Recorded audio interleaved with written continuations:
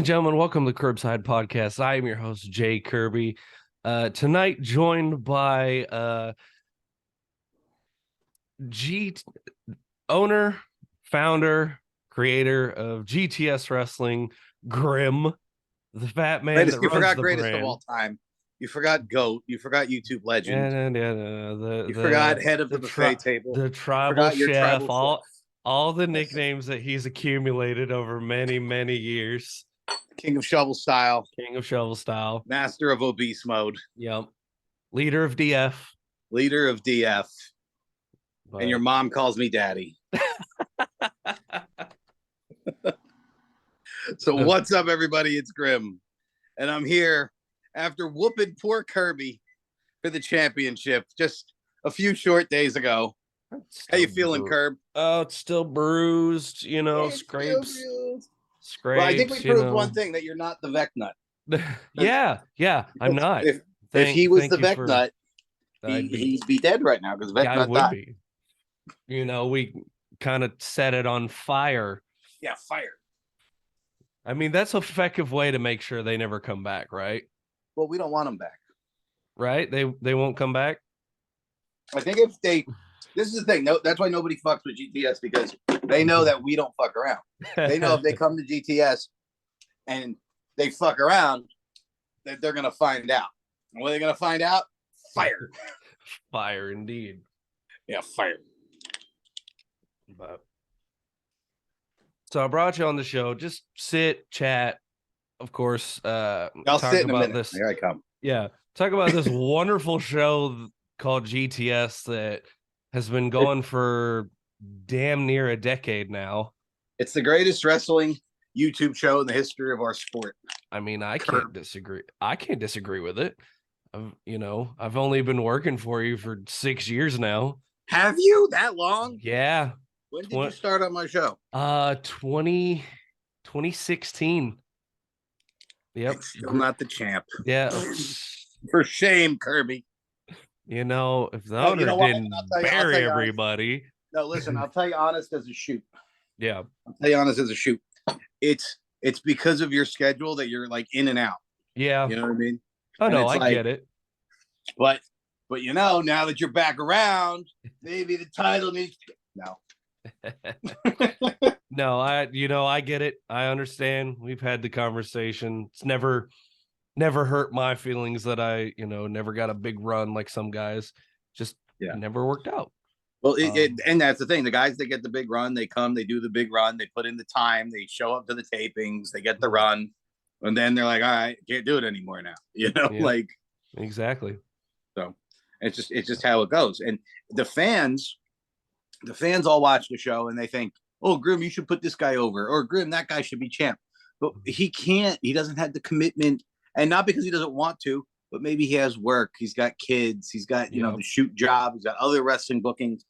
Can't give GTS the attention it deserves as the heavyweight champ. Why should I put that guy over? Right. The fans don't get that. They just like, oh, he's funny. You should lose. Right. They don't account for the fact that, they're two of their favorites, Pete and Tommy.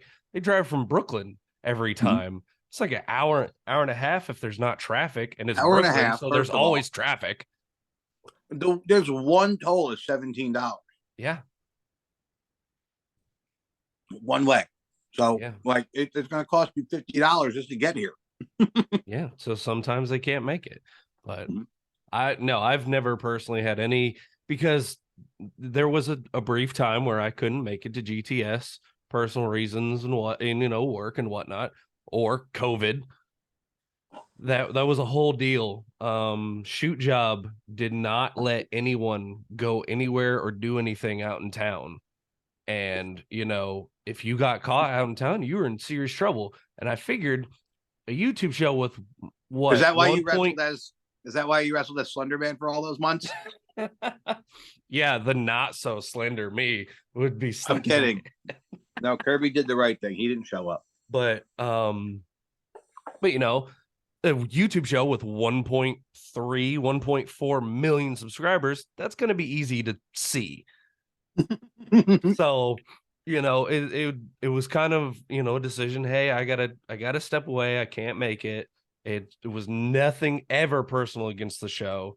And everyone, every time I was on like Instagram or Twitter, when you coming back? When you coming back to GTS? And you've always been cool with the show. You've always What? been like Kirby's like one of those like loyal soldiers. He's always been there like 6 years apparently. Yeah. And like yeah, you've always just been like a solid part of the show. Whether you're like I said, you're not on every episode. You're in and out here and there. Yeah. But whenever you're there, Kirby's on the screen. You're going to be entertained. That's what I always felt. Oh, well, I appreciate that. That's why you're welcome to always come around. Always. And you don't give me shit. How come I'm not going over? I haven't been here in 6 months. Give me the championship. Like, of course not. No, I remember a long time ago when we were still in the first warehouse. A lot of people would ask me, what's it like working for Grim? What is he an ass? And at the time you were paying people for the pay-per-views. And I was like, Grim's paying me when certain places aren't. Like Grim's never given me a problem. Right. So I try to do right by everybody. Absolutely. And the thing is, we don't have the budget to pay everybody tons of money. Wish we did. Right. But I wish we did too. Yeah. I don't know what we can do is I feel like when you come to GTS, everybody wins. Whether you're winning the match or not, you're putting on an entertaining performance that the fans are going to enjoy. You're going to get over. Yeah. Like some of the biggest losers on the show, like Drax Mason. I don't think he's ever won a match, but he's over because he's entertaining. Oh, yeah. I think in 6 years, I think the only title I ever won was the hardcore title. But that's still, yeah. I think I won it twice. Maybe 3 times. No, you were a tag champ, weren't you? No, I begged you for a tag title, but I could never get tag partners to show up. That was it, right? I was like, please, wait, please, I want a tag title run. Please let me do a tag title run, and then I could never get a partner to show up. All right, so this is what we need to do, Curbs. We're going to team you up with a masked character. That way, they can always be there. I'm okay with that. Okay. So, what kind of masked character would Kirby team up with? Now, that's an interesting question. Pose that to your fans. Oh, I have to be a masked character. I'm talking like Spider Dick, like Slender Dick. Something that's completely covered. We can't have your arms hanging out, and then they'd be like, "It's Kurt Bale." It's Kurt Bale. Yeah. So as long as it's not Vec Nuts. Well, Vec Nuts is dead. Vec Nuts has died. A brutal, fiery death. A brutal, fiery death. But no. So speaking of the massive budget that people assume, you've brought in some pretty interesting names to the show. Some were big and then came on the show. Some you brought in and then are now huge. Isn't that wild? It's crazy. I tell people that the first appearance anywhere of MJF is my show. Yeah. And they're like, shut the fuck up. And I'm like, there it is. Yeah. Oh, I say it almost every week when I watch Dynamite and I see the Acclaimed. I was like, yep, I got to work Matt Caster. I've been on shows with that guy right there. That guy on national television holding a championship. Dude, he's so over. He's becoming such a superstar. And the thing is, these guys, Max, MJF, when they were on my show, I said, these guys are going to be stars one day. I'm like, these guys are just incredible. Oh, yeah. And sure enough, Platinum Max, Shook Crew, they were on my show for like 2 years. And regulars, too. Not just, MJF did maybe 7 to 10 appearances, and a lot of them were from New York when we filmed in New York. But Platinum Max and the rest of the Shook Crew, they were down at GTS. Yeah, showed up all the time. All the time. Like every week. Like every other week or something like that. They were always there. They even wrestled out in the snow. Jeez. They have a match. It was Platinum Max, and they're both. How funny is this? When the guys are like, "Oh, we don't want to wrestle in the snow. Professionals don't do that." Meanwhile, you got Platinum Max versus Robbie E in the snow on my show. They're both on television now. Yeah. No, I always felt that it was one of those guys never once questioned. Like, they came to my show, like, I'm here to do whatever you asked me to do. Like, Yeah. barring lighting myself on fire, Right.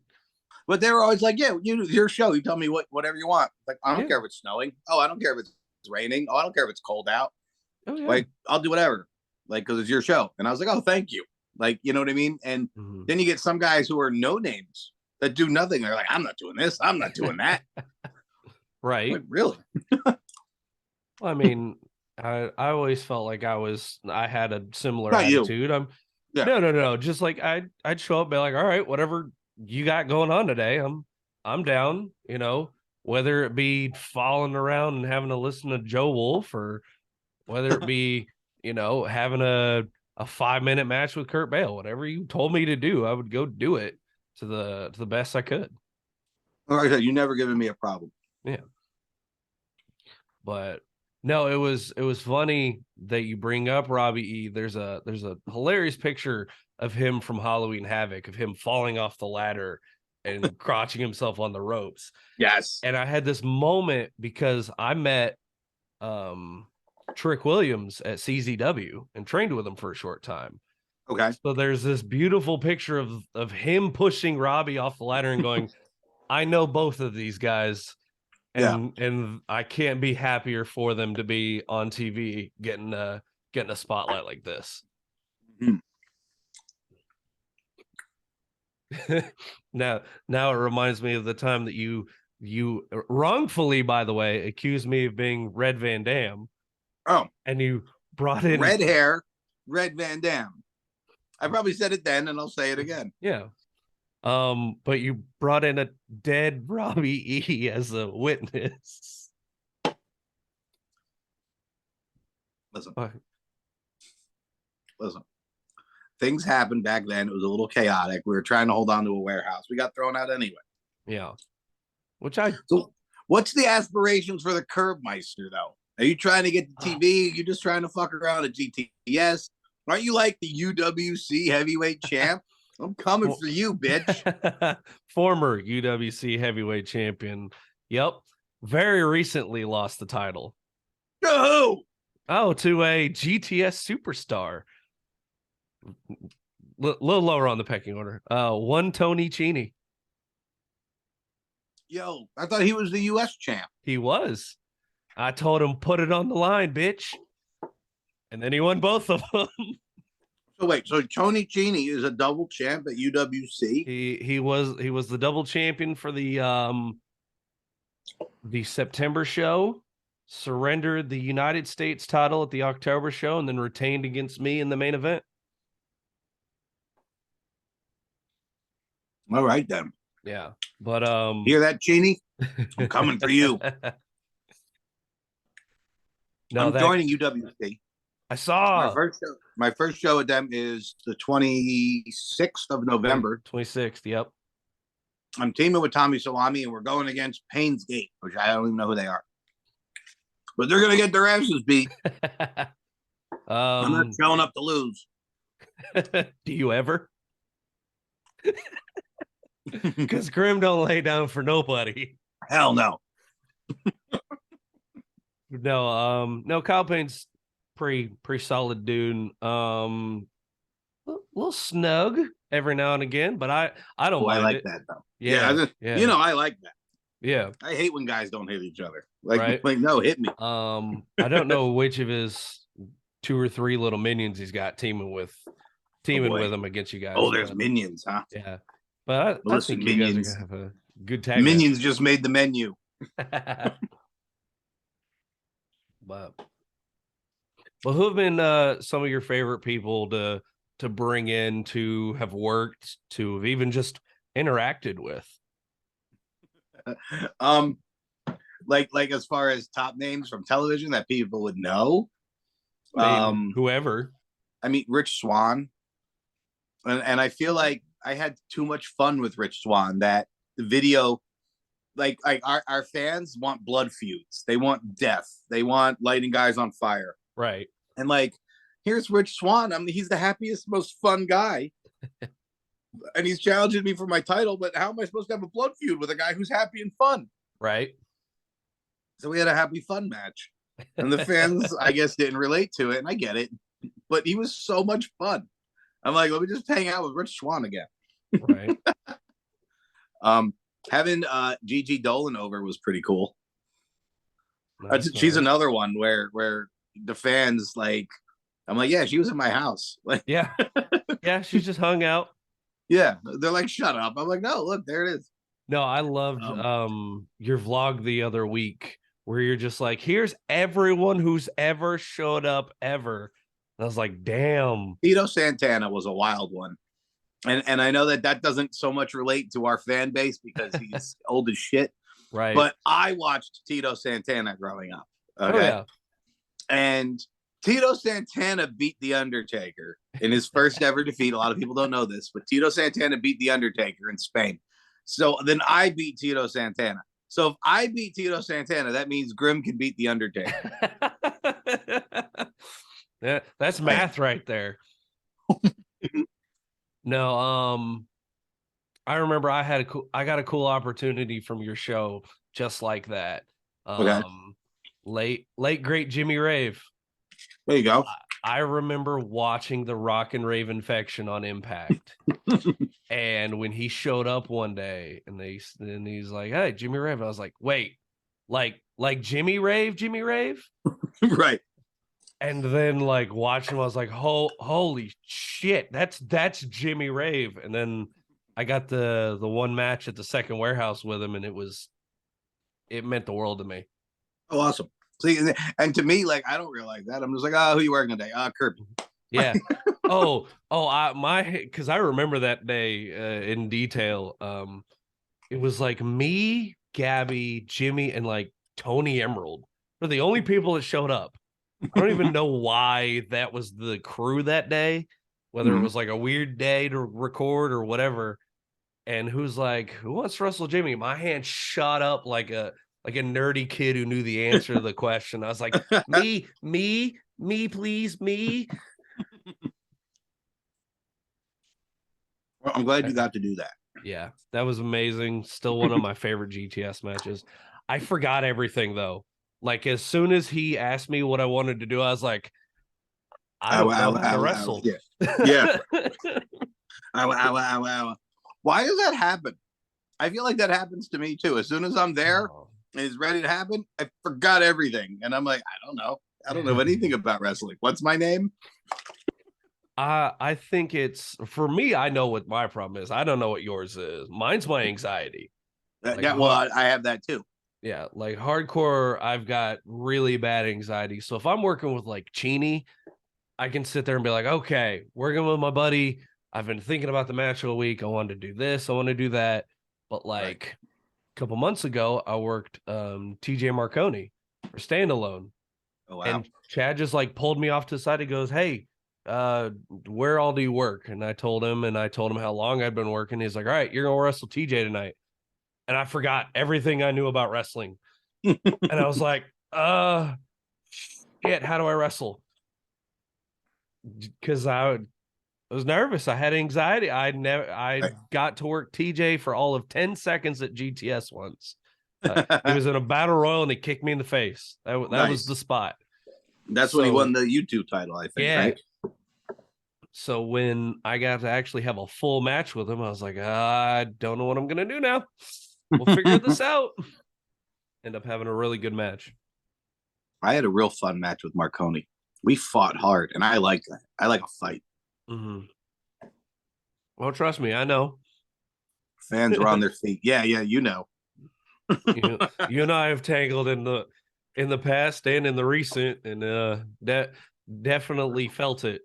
Grim likes to fight. Not that it's a bad thing. I had a fucking blast in our match, but definitely felt it. Yeah, fight.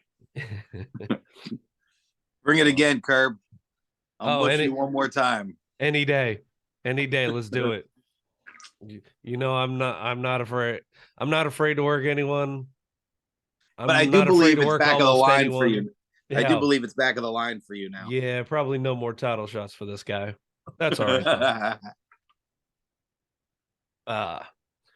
But so I've always wanted to ask, where did the GTS wrestling start? Because I remember hearing about the Silly Super Pop channel, and I Mm. remember the wrestling figures show, and then somehow, some way, it morphed into a live show. So like, Yeah. how did that go? Basically, how did that end up Well, like becoming a I've thing? always wanted to do the GTS style wrestling show Mm-hmm. with people. And I used to do it back when we were kids, from when I'm like 14 years old up until I was like 20-ish. Mm-hmm. I wrestled in my basement, my friend's garage, and we always filmed it. We had all of Right. our friends, we had all of our characters. A lot of people do that, Mm-hmm. backyard wrestling. Yeah. And then I became an actual indie wrestler. I did that for a while. And then I started doing the YouTube thing, but I wasn't wrestling anymore.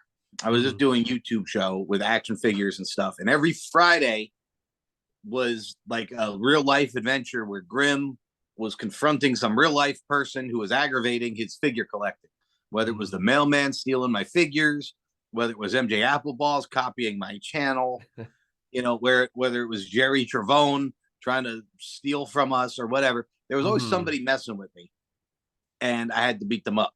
So there Mm-hmm. was always the Friday night fights on the Grimm's action figure channel. Then there Yeah. was a Friday night fight, and always those Friday night fights always got the most views. They wanted to see me kick the shit out of Jerry Trevone, the doctor, or throw the mailman off the roof. Right. But I didn't have a wrestling ring. But we're basically doing backyard wrestling with no wrestling ring, beating people up on Friday nights. Right. And then it started to be, well, I actually know people who have rings. Maybe we could film a match in a ring. Like, oh shit, now Grimm's back in a ring again. And then I'm filming stuff at Creator Pro. We're having MJF on, that kind of stuff. Yeah. Tony Emerald, we were renting a ring from Tony Emerald in a garage where I was filming a lot of things throughout one of the summers. And then I started getting on indie shows. And then I was like, I need my own wrestling ring to continue doing this stuff. But where am I going to put it? Right. And I asked my Grammy, and she said, can I put a wrestling ring in your backyard? She says, I don't care. Because I wasn't allowed to put it at my own house. I had the heel dragon, and where else am I going to put it? I couldn't afford to get a warehouse or anything like that. I was like, where am I going to put this ring? My grandparents' house. She didn't care. She thought it was awesome. Yeah. She was lonely and lived by herself, and said, well, cool, people will be over. Sounds good to me. So we started doing that. That's why I bought a ring. And then, dude, let me tell you, if you want friends, go buy a wrestling ring. Because as soon as you buy a wrestling ring, it's, hey, man, I heard you got a wrestling ring. I heard you're doing a show. You need anybody? You need some wrestlers? All of a sudden, I went from like trying to find somebody to beat up in my backyard, like begging my friends, like, let me beat you up in a yard in a costume. And they're like, no. Yeah. So now all of a sudden, I have every indie guy in New Jersey hitting me up. Hey, man, heard you got a ring. So then we had no shortage of wrestlers. That's amazing. Yeah. And now it's to the point, like at first it was like we had no shortage of wrestlers. I was literally telling people, no, I have enough people here now. But then sometimes now it's like people are afraid to ask. The GTS is this huge thing. And it's like, well, how do I get in? And it's like, well, just hit me up. Yeah. Just show up. I've definitely, if you're a wrestler, I mean, not just random fans who don't know what they're doing. Yeah. I've luckily haven't had to deal with that. I know a couple people have. Yeah. Rando fans just arriving somewhere. Yeah. But no, I know a couple people be like, hey man, how do you get on GTS? I was like, just show up. Shoot Grim a text on Twitter. Like or a lot of times too, like if you know a wrestler and he asks you that, like say, oh hey, I know the crazy match guy that wants a wrestling show, and right, bring him. Just bring him. I'll be like, all right, you got a new wrestler, bring him. Well, that's how I got Jake Reaper into wrestling. Right. Yeah. Yeah, that's probably how you got on my show. Somebody probably said, oh, let me bring Kirby. Cletus actually was the one that brought me. He met me at a UWC show, like, fuck, I don't know, it was probably my third or fourth show. And he's like, hey man, you gotta come to this show GTS that everyone's on. And I was like, I don't know what that is. And then ironically enough, I remembered what GTS was when I looked at an old Wrestling with Regret video. And you were he was doing the how to book the invasion, and you were the ECW brand. I was like, Oh, that guy. Like, because I'd seen that before I moved to Jersey. Okay. And then when I came here, I was like, okay. No, I get it. And then I showed up. Unfortunately, the first show I was at, you almost died.